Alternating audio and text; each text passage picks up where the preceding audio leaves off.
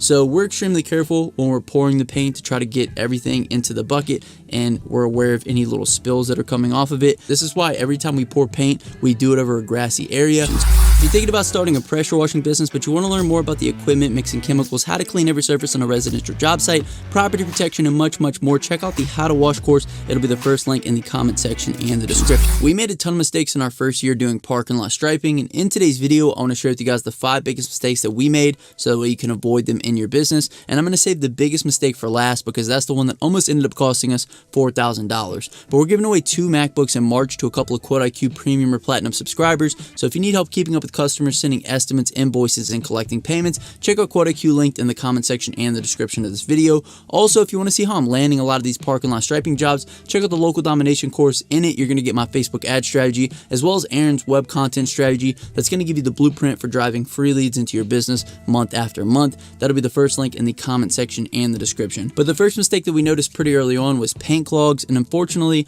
there isn't a lot that we can do with this one. It's not even necessarily a mistake. It just looks like you made a mistake to the customer whenever it happens. So I'm not sure if this is because of the thickness of the paint or because of the tip, but from time to time, paint will get clogged in the tip and then it'll mess up the spray pattern and it'll look pretty crazy. When this happens, we just adjust the nozzle to clear the clog and then we overlap where we left off. It's not a big deal, but it's something that happens from time to time and it doesn't look the best. So I just wanted you guys to be aware of it because when it does happen, it's annoying and it's just something that you have to try to make look as best as you possibly can. Now, the next mistake is something that can happen whenever you paint anything. As you probably know, if you've painted anything before, it's very easy to create a mess if the paint starts dripping or if the paint spills, because very quickly it gets on everything that it shouldn't. So we're extremely careful when we're pouring the paint to try to get everything into the bucket, and we're aware of any little spills that are coming off of it. This is why every time we pour paint, we do it over a grassy area. We had a couple of situations where we spilled paint everywhere, and because we did it over a grassy area,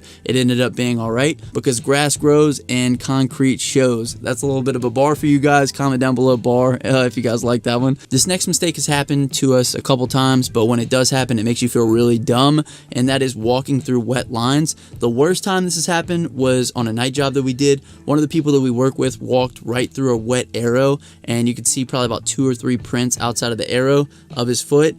So the best thing that you can do whenever this does happen is try to clean it up as quickly as possible, because the longer that you let it sit, the less likely it is that you're really going to be able to do anything about it. Now, the worst part of this problem is having to explain it to the owner after the fact. We got lucky on the job where he walked through it because the owner thought a drunk guy had walked through the parking lot after we had striped it, and he was joking with us about it until we told him that we were the ones who actually did it. This next mistake is more of a beginner mistake, and that is trying to move too quickly and get too much done too fast. I've noticed that this issue gets worse whenever we start to get tired, because towards the end of some of our bigger jobs, we aren't taping as much as we were in the beginning of the job, or we start freehanding things a little more than we probably should, and these types of things typically lead to more mistakes. Now, this may be an experience issue. I'm sure as we continue to learn and get better with the way that we stripe and get better equipment, we also will learn faster ways to get the job done. But in the beginning, I would focus on quality over speed, because the end result is the only thing that ultimately matters to your customer, and it's the deciding factor if you're going to get a call back next time. So I would take my time rather than trying to get the job done too quickly. The last mistake I want to touch on is the one that almost cost us $4,000, and that is to never let wet lines get wet.